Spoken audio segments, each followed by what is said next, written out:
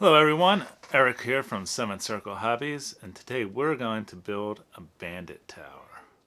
Okay, so this is going to be a pretty simple speed build. You just need some craft sticks, a couple wooden dowels, hot glue, and optional pickle barrels. I'm going to start off with using a little bit of Gorilla Glue. Then I'm going to lay down my flat craft sticks in an alternating, I don't know what this is called, maybe herringbone, where you have a straight one all the way across and then two halves, just cutting off the side pieces to make it flush. And then I'm going to use these clippings and finish off the baseboard here. Okay, after that I'm just going to run a bead of glue around each side to finish off the platform and make it look nice.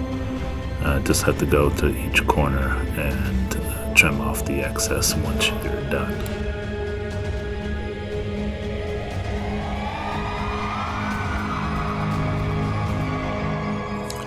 Okay, at this point I went in and scored and weathered the wood. I probably could have spent a little bit more time on this stage, so if I had to do it again, I probably would have spent a little bit more time roughing up the wood here. Next here, I'm just building out the height of the actual tower. I've got a figure here for scale. I'm going to make it 3 inches tall. I'm going to start with just the 3 posts on the one side and then a 4th on the other, just to get a base measurement. I'll put some hot glue down, and then I'm going to use a skinny stick just to make sure it's pretty much straight and level here. 3 sticks high would be about waist deep on my mini, and then I'm just going to repeat this all the way around the structure except for the very back side here. You can see I left a little space open for where people can get in and out on the ladder. Then I'm going to just repeat the 3 sticks around the top there to give it some support, same as I did on the bottom, without leaving the gap for an entrance way.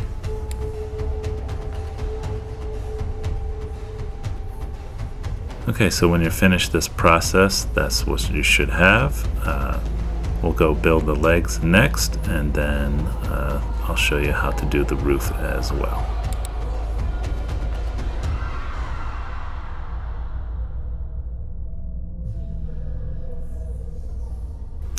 Okay, so at first I just hot glued down some dowels, and then about 3 minutes the structure collapsed. So I took a minute and drilled some holes. I'm going to make a couple dowel reliefs here just to make sure that these legs are good and stuck. You could use smaller wooden dowels, you could use paper clips. Just want to give it a little bit of support here. With the structure I'm about to show you after this clip, you might be able to get away without supporting them at all, but if you really want your structure to last without having to glue it back together, I'd suggest taking the extra time and just drilling out a little bit of support.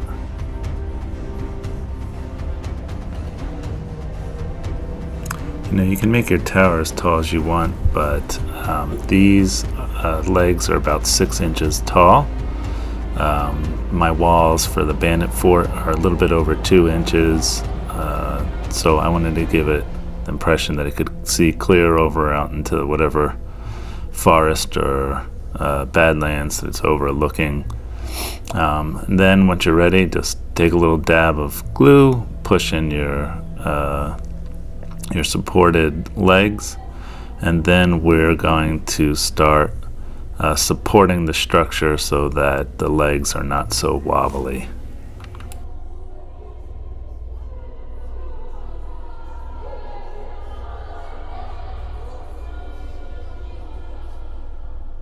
So as the legs are 6 inches tall, I just measured off 2 inches from the bottom and put a square around it using some skinny sticks and trimming off the excess. I did the same thing 2 inches up, and then I started adding in corner bracing. This is completely optional. It doesn't actually add that much strength or support. I just think it looked cool, so I went ahead and put this in.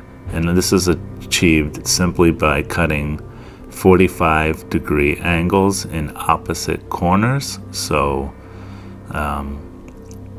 as you look here, you can see that your top corner is going to have a different 45-degree angle than the other. Not that they're different, but they're on opposite sides. And then I just cut off or trimmed down any excess. All these cuts were just kind of done by eye, so they're not perfect, but I figured this is a Bandit Tower. You know, they probably don't have an Empire engineer over here working on this. They're doing the best they can with whatever materials they can scavenge out of the woods while avoiding goblins and beastmen. So after that, I cut into and made sure that there are X's here, so you can just put underneath the original, or you can go right over top, doesn't matter. Just use your own aesthetic here. I'm simply kind of giving it some support, and it'll look like this once you're done. This took me quite a while because you have to hand cut all of this, but it was worth the time. I think it really added a lot of flavor to the tower. Okay, so you could stop here with the roof and just skip to the glue and t-shirt method I'm about to show you. I decided to go with the triangle, the more traditional roof, but you could simply lay it over top as well, and you know, bandits could be lazy. It's up to you. Another method, you could just simply lay down flat wooden sticks across here to form a peaked roof. You don't have to use the t-shirt and glue method I'm about to show you, but just giving you different options depending on your taste and style.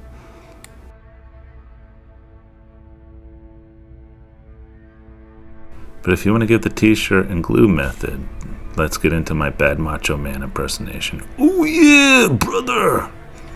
Ricky the Dragon Steamboat is a cup of coffee in the big time, yeah! Snap into it. Okay, now that silliness is over, just cut a piece of old white t-shirt that will fit your roof, and then we are going to soak it in a very healthy amount of PVA and water. A little bit of water to lots of PVA. I even squirted a little bit more tacky glue on top just to really make sure this thing was thoroughly soaked with glue.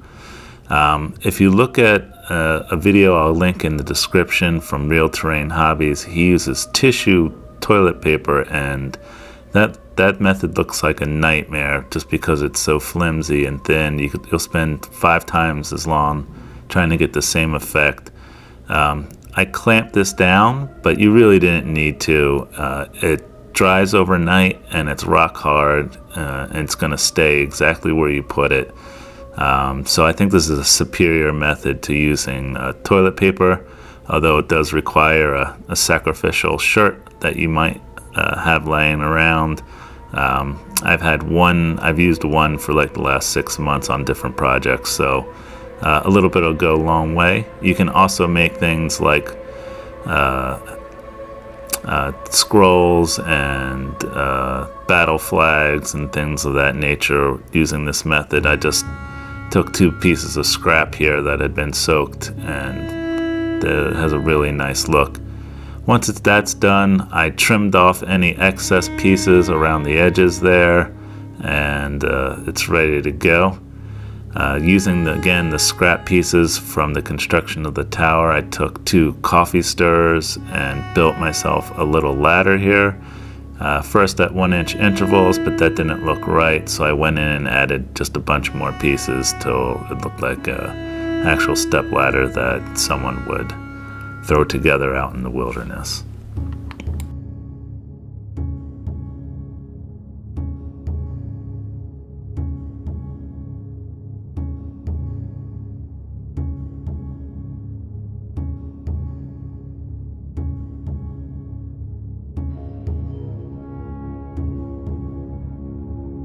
Okay, so I base coated the wood with some Krylon camo dark brown, but if you don't have access to that, you can use like a burnt umber.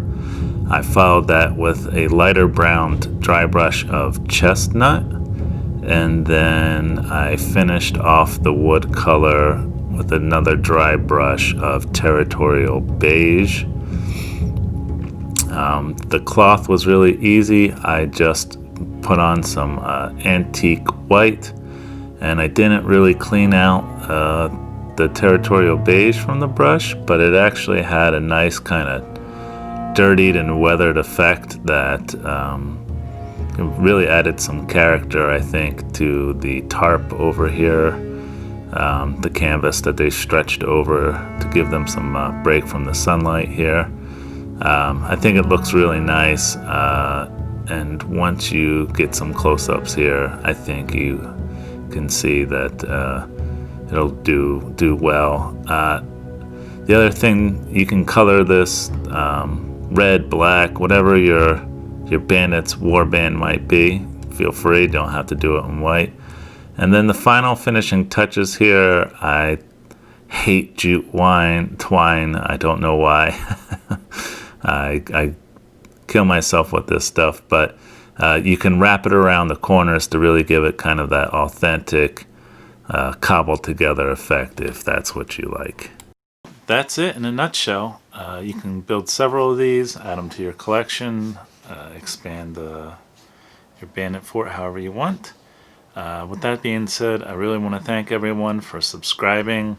The view time and subscribers have grown exponentially over the last few videos, so if you like what you see, leave me a comment down below, and even if you don't like what you see, tell me why. Learning and crafting is a continual process, so I want to make videos that you find interesting and compelling, so let me know what I'm doing right and what I can improve in the future. Appreciate you guys. That's it. I'll see you soon for adventures in the high seas.